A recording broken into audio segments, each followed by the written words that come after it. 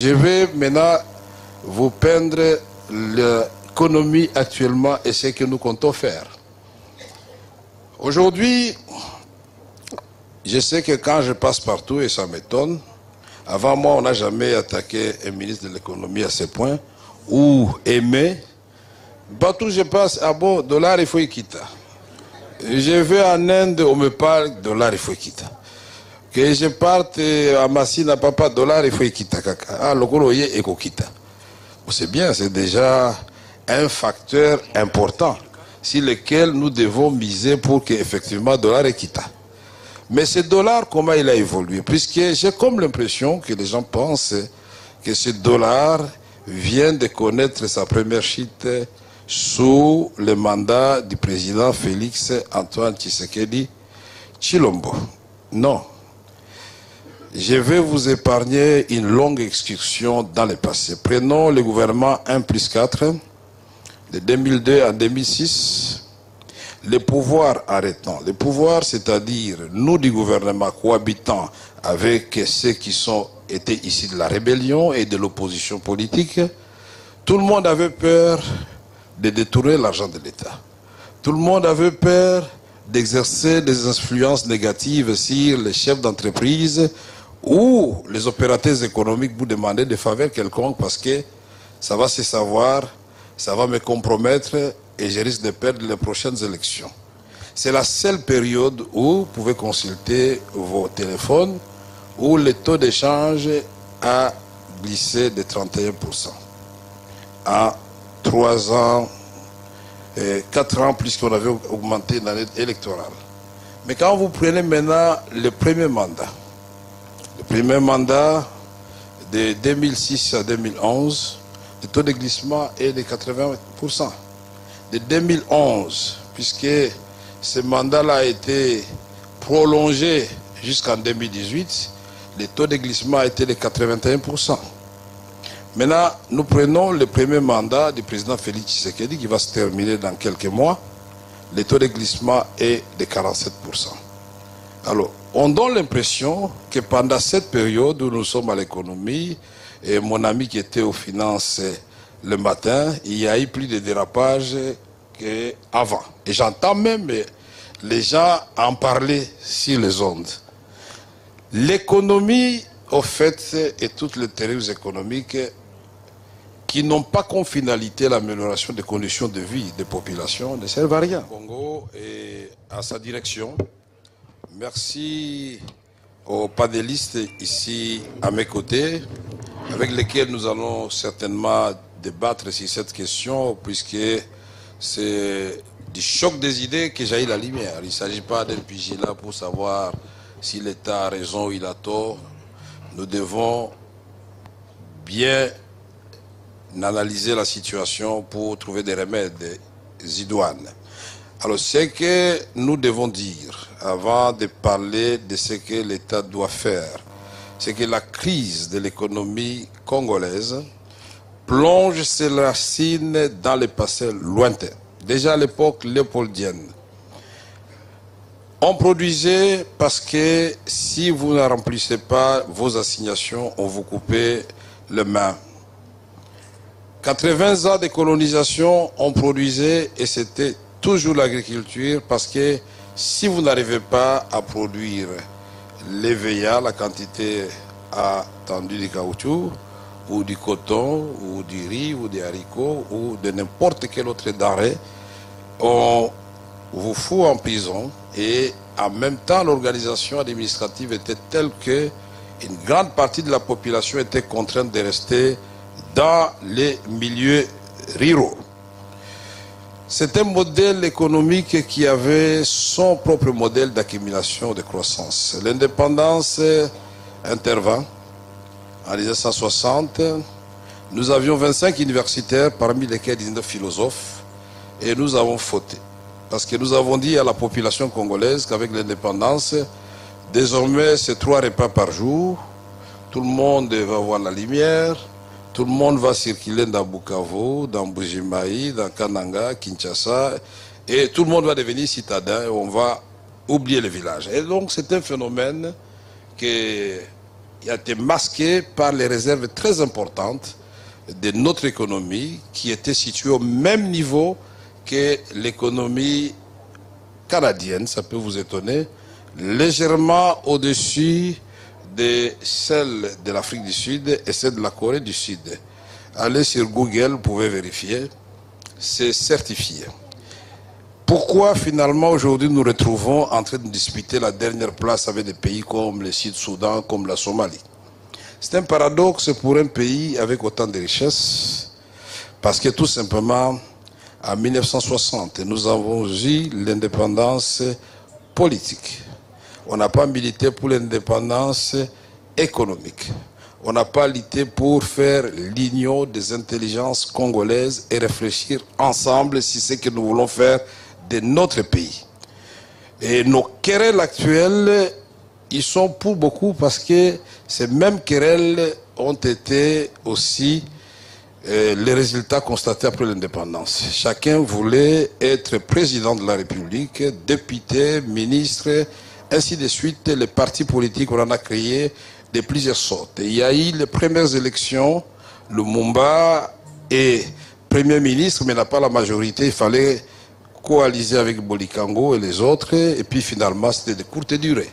Et de crise en crise, la politique entraînant l'économie, nous avons connu le déclin, mais qui était toujours masqué par la prospérité apparente de notre pays, avec des réserves que nous avions. En 1967, une bonne expérience, à mon avis, créer les Zaïre monnaie, Zaïre 2 $. C'est une expérience que d'autres pays sous-développés de l'Afrique qui auront du mal à vivre. Nous avons vécu cette expérience. On est passé des Zaïre au franc congolais. C'est toujours notre monnaie. Elle peut fluctuer dans un sens comme dans un autre. Au moins, c'était un instrument de souveraineté. En 1973, mais nous avons deux mesures. Les chocs pétroliers, la zaïrianisation, ça assène un coup à l'économie zaïroise. Et avant cela, il y a eu la nationalisation de l'AGECAMINE. Et quand on continue, il y a des mesures de rétrocession, radicalisation, et puis finalement les plans de stabilisation, objectif 80. En 82, nous sommes en programme avec le Fonds monétaire international, et c'est pour la première fois que moi, j'ai entendu le mot assainissement des ressources humaines. On va faire partie des gens de la fonction publique, et nous qui fûmes étudiants à l'époque, on va voir les transports des étudiants, les fameux Thomson coupés. La restauration, c'est une fois par jour, alors que nous en avions 3. Et nous avions marché à l'époque, pour qu'ils se souviennent, le maréchal Mobutu est intervenu, du moins la première dame, et puis on avait les poulets qu'on appelait Bobi Ladawa. Tout cela, ça démontre que le malaise était profond. On nous a demandé, c'est la rigueur, parce que les laboureurs, ils souffrent d'abord et puis ils récoltent après. Mais cette rigueur, finalement, le maréchal Mobutu lui-même a démontré en 86 qu'on ne mange pas la rigueur. Et puis finalement, il y a eu des profs d'université qui sont venus, le professeur Mabi, Kinzonzi et tous les autres. Ils n'ont pas pu redresser la barre. Pourquoi? Parce que le système était déjà verrouillé. Il y avait des maux structurels qu'il fallait d'abord extirper pour espérer faire quoi que ce soit. Et puis, bon, perestroïka, et j'en passe. Je vais maintenant vous peindre l'économie actuellement et ce que nous comptons faire. Aujourd'hui, je sais que quand je passe partout, et ça m'étonne, avant moi, on n'a jamais attaqué un ministre de l'économie à ce point, ou aimé. Partout je passe, ah bon, dollar, il faut y quitter. Je vais en Inde, on me parle, dollar, il faut y quitter. Que je parte à Massina, papa, dollar, il faut y quitter. Ah, le gros, il faut quitter. C'est bien, c'est déjà un facteur important sur lequel nous devons miser pour qu'effectivement le dollar est quitté.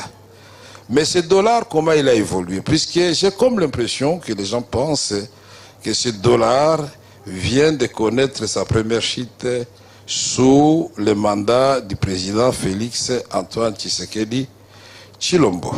Non. Je vais vous épargner une longue excursion dans le passé. Prenons le gouvernement 1+4 de 2002 à 2006.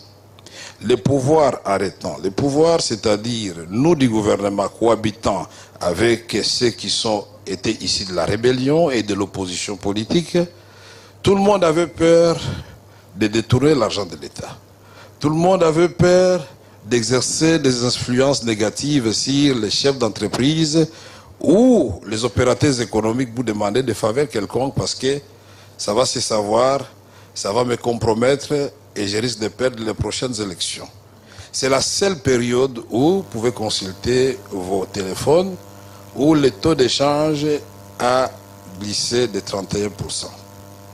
En 3 ans, 4 ans plus qu'on avait augmenté l'année électorale. Mais quand vous prenez maintenant le premier mandat de 2006 à 2011, le taux de glissement est de 80%.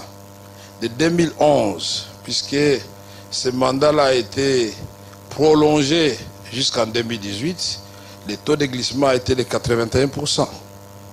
Maintenant, nous prenons le premier mandat du président Félix Tshisekedi qui va se terminer dans quelques mois. Le taux de glissement est de 47%.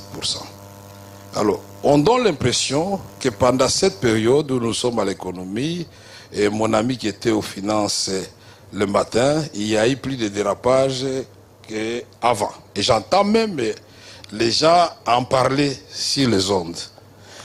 L'économie, au fait, et toutes les théories économiques qui n'ont pas comme finalité l'amélioration des conditions de vie des populations ne servent à rien. Il faut prendre des mesures pragmatiques qui touchent directement à l'homme. Et cela, c'est comme quelqu'un qui veut semer le maïs.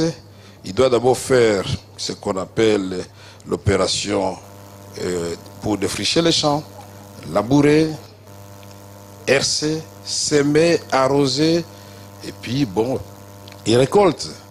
Mais les terrains sur lesquels nous allons bâtir la nouvelle économie, c'est notre cadre macroéconomique qui se présente comment? Même si, par ailleurs, nous résistons par rapport aux autres économies, aux chocs et aux effets externes dus essentiellement à la guerre en Ukraine, parce que nous sommes à 23% d'inflation. L'Argentine est à plus de 140% d'inflation, alors qu'ils attendaient 60%. Le Ghana est au-delà de 40% d'inflation. Ça peut vous paraître des chiffres qui ne disent rien, mais ça démontre quand même la résilience de l'économie congolaise. Pendant cette période, pour parler de l'économie, parce que sa finalité c'est l'homme, comment le gouvernement s'est comporté pour que l'homme ne sente pas ou ne soit pas anéanti par ces phénomènes qui n'étaient pas prévus au départ. Moi j'étais en France et j'ai l'avantage de vous dire que nous parcourions des kilomètres, 3 kilomètres pour trouver finalement une station ouverte pendant une période et vous approvisionner en carburant. J'ai vu comment on a coupé l'électricité dans certains quartiers. Aujourd'hui en Afrique d'ici c'est carrément le délestage, même dans les grands quartiers. Au Nigeria, pays producteur, on a brûlé des stations d'essence. En Angola, dernièrement, on a fait une augmentation de 25 centimes à 50 centimes de carburant, ça crée des émeutes. Moi qui vous parle, au nom du gouvernement, ici dans la section du président de la République, nous avons notre façon de faire. On a opéré des augmentations légères par amour pour vous, pour nous-mêmes et pour la population congolaise. Pourquoi? Parce qu'aujourd'hui, en réalité, je vois que Mike Losembe me regarde, Lenny Londo et du patronat, ils savent très bien que si nous appliquons la vérité des prix aujourd'hui, en réalité, le carburant coûte 4 000 et quelque chose, francs congolais à la pompe. C'est une subvention que l'État a accepté de supporter. Je voudrais remercier les opérateurs économiques du secteur pétrolier, puisqu'ils ont accepté, évidemment, de nous faire ce crédit-là et de vendre le carburant au prix le vend aujourd'hui, c'est-à-dire 2800 et quelques francs congolais. C'est une forme de soutien à la population. C'est une forme d'augmenter le pouvoir d'achat de la population. C'est une augmentation aussi des salaires qui ne dit pas son nom pour une catégorie de la population. Mais seulement, dans cette opération, nous devons maintenant, en tant que ministre de l'économie, ce que nous comptons faire, nous allons nous adresser quand même aux riches. Les entrepreneurs, et là je crois que la FEC va nous y aider. La grande consommation du diesel, ce sont les miniers. Et dans cette subvention que nous avons accordée, ils en profitent. Et jusque-là, nous avons perdu, ou ils ont bénéficié, de plus de 400 millions de dollars américains. Qu'est-ce qu'on ne peut pas faire avec ça? Et aujourd'hui, nous avons la gratuité de l'enseignement. Un enfant ne marche pas le premier jour. Vous pouvez dire que ce n'est pas parfait, mais c'est en apprenant à marcher, vous tombez que vous finirez par marcher. Le système de santé en France a mis des décennies pour devenir performant comme il est aujourd'hui. Alors, le tout, c'est avoir l'audace. Il faut oser. Quand on parle de 145 territoires, moi j'ai dit, commençons et commençons très vite. Donc, au fait, l'économie, c'est l'offre et la demande. J'ai suivi Eric Ambago tout à l'heure, et certainement doivent avoir fait de l'économie, puisque tout est économie finalement. Même nos mamans connaissent la fluctuation des taux d'échange. Elles savent que Massango a sous-sauté, bon, l'os comme Mouké, elles savent tout ça. Donc, toute l'économie, au fait, c'est devenu comme la politique. Vous ne vous occupez pas de l'économie et elle va s'occuper de vous. Donc, une économie où la demande est de loin supérieure à l'offre, c'est une économie où on ne peut avoir que des effets pervers que nous sommes en train de vivre. C'est une économie où nous mangeons 90% des biens qui viennent de l'extérieur. Une économie où nous produisons 90% des biens que nous ne consommons pas, c'est-à-dire du cuivre brut, des minéraux non transformés. Et voilà notre challenge, c'est de transformer tout cela. Qu'est-ce que nous allons faire?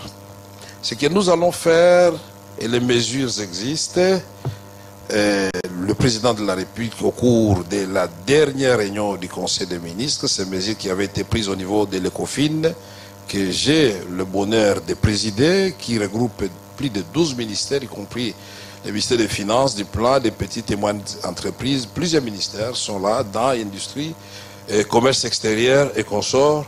Nous avons pris des décisions, puisque le rôle des responsables étatiques, c'est de décider. Il faut décider. Prenez la décision et ne marche pas, vous corrigez. Et vous finirez par avancer. Voilà pourquoi quand nous avons vécu la crise de pénurie de maïs dans l'espace du Grand Katanga, l'espace du Grand Kasaï, nous n'avons pas hésité un seul instant de dire il n'y a pas de miracle à faire. Où nous produisons tout de suite et nous sommes des magiciens et le maïs pousse le même jour, nous le récoltons le même jour et on donne aux Katangais, on donne aux Kasaïens. Ou nous disons, en même temps que nous produisons, puisque le cycle est connu, jusqu'à 4 mois, 5 mois, le maïs sera dans les assiettes des Congolaises et Congolais, du Kasaï et du Grand Katanga. Mais en même temps, nous devons imaginer, voilà, la taxe zéro. Puisque dans l'espace avec, mesdames et messieurs, je vous dis, nous sommes le pays le plus lourd en termes d'affaires. Je n'ai pas voulu parler du climat des affaires délétères. Quand nous avons regardé toute la panoplie des taxes, des péages, et ça s'accommode à la tracasserie. Nous avons décidé, nous avons eu le soutien du président de la République, du Premier ministre, de supprimer momentanément toutes ces taxes. Donc zéro. Alors, Congolaises et Congolais, puisque nous devons recréer notre classe moyenne, vous avez l'opportunité d'abord d'importer le maïs pour le marché du Katanga et du Grand Kasaï, mais en même temps, puisque moi je suis contre les importations des produits qu'on peut avoir sur place, ces taxes zéro concernent aussi l'importation des tracteurs, des intrants agricoles, des fertilisants, tout ce qu'il faut pour produire. Donc nous disons, nous allons avancer en reculant en termes d'importation, mais en augmentant en termes de production. Mais cette production ne peut être efficiente que si nous ouvrons les routes des dessertes agricoles. Cette production ne peut être réalisable que si nous mettons de l'ordre au niveau du secteur de l'énergie. Laissons les grands Inga tranquilles. Mais nous avons pris des 20 sites où on peut construire des grands barrages. Nous avons plus de 76 000 villages qui peuvent se suffire en électricité à micro-barrages. Nous avons le solaire. Et donc l'énergie joue un rôle parce que dans la chaîne de valeur, il faut arriver à transformer ce que l'agriculture va produire et on va rétablir cette fameuse relation de l'agriculture et l'industrie, c'est-à-dire nous produisons des facteurs que l'industrie va transformer et les produits manufacturés nous reviennent au village. Comment faire en sorte que Kinshasa ne soit pas la seule ville d'espoir où chaque Congolais croit que c'est là qu'il va trouver le bonheur? Nous disons, il faut recréer les conditions de vie dans les villages. Et avec l'agriculture, les 145 territoires, les gens auront du travail dans les villages. Il y aura certainement amélioration. Et voilà pourquoi nous disons, le secteur de l'éducation nous intéresse, parce qu'après avoir nourri le ventre, et Christian, je vous vois venir, vous m'avez posé la question, vous ne m'arrêtez pas, vous n'avez qu'à arracher les minutes la prochaine fois, ou quand j'ai fini, vous me demandez de partir, parce que je vous embête. Alors vous me laissez terminer. Alors j'ai dit, après avoir nourri le ventre, il faut penser au cerveau. Puisque d'abord, avant le cerveau, il faut penser à la santé. Vous pouvez manger, mais si vous n'avez pas de centre de santé, vous n'avez pas des hôpitaux, vous n'avez pas de médecins, vous ne valorisez pas le travail des médecins, de l'infirmier, mais ça ne sert à rien. Il faut soigner les gens. Le système sanitaire, voilà pourquoi la couverture universelle, prônée par le président de la République, va commencer avec les femmes, avec la maternité. Nous allons passer à la pédiatrie et ça va continuer. Nous allons oser, n'en déplaise à ceux qui vont dire qu'ils sont en train de rêver. Je préfère rêver et le rêve deviendra réalité. Après avoir nourri, soigné, mais il faut nourrir le cerveau. L'éducation, c'est un secteur sensible. Nos écoles, est-ce que le programme sont encore adaptés? Est-ce que les infrastructures aujourd'hui suffisent pour nos enfants, nos étudiants? Et tout cela dans un programme, parce que le ministère de l'économie a l'avantage d'être un ministère transversal. Tout est économie. Et notre rôle, c'est aussi d'assurer la cohérence dans les différentes politiques et initiatives initiées au niveau de chaque ministère, de telle sorte que l'action du gouvernement soit réalisée et comprise par la population. Mais le changement, c'est avant tout nous-mêmes, c'est-à-dire la population, puisque l'État, ce n'est pas un agent économique. Nous allons laisser aux opérateurs économiques le rôle de produire, d'où la présence d'Nkinzo ici pour les investissements, et je crois que de Delény Londo pour les patronats, et du DG de Cotrans, parce que l'État, ce qu'on lui demande, c'est de créer les cadres pour que les affaires se passent bien. Comment voulez-vous que moi, Christian Lusakweno, habitant de Béni, je puisse verser 100 millions de dollars, puisqu'il y a des gens qui ont beaucoup d'argent là-bas aussi, dans une banque sur place, et quand je vais retirer, on me dit que vous ne pouvez retirer que 10 000 dollars, alors que de l'autre côté, non seulement on vous donne un taux qui rémunère votre argent plus que chez nous, on vous donne la possibilité d'accéder à votre argent et accéder au crédit, puisque nous parlons de crédit, à des conditions meilleures. Donc nous n'avons aucune banque congolaise, c'est incroyable. Nous allons créer des banques congolaises, banques au niveau de l'agriculture, banques pour soutenir les petites et moyennes entreprises, puisqu'on ne peut pas avancer sans cela, banque, parce que le système bancaire, sans repousser les autres, nous devons nous en approprier et faire du crédit à nos populations. Tout cela, Christian, vous me direz, nous sommes en train de rêver, mais il y a 50 ans, tout le monde s'est moqué des Chinois. Mais aujourd'hui, je voudrais savoir qui peut lever son petit doigt pour dire que c'est du Shinto, que ça n'existe plus. L'expression a carrément disparu. Eh bien, le Congo deviendra la Chine ou le Brésil de l'Afrique. Les autres pays tout autour, ça sera Singapour, ça sera peut-être le Japon, Taïwan. Ne vous en faites pas, tout le monde aura son rôle à jouer. Merci.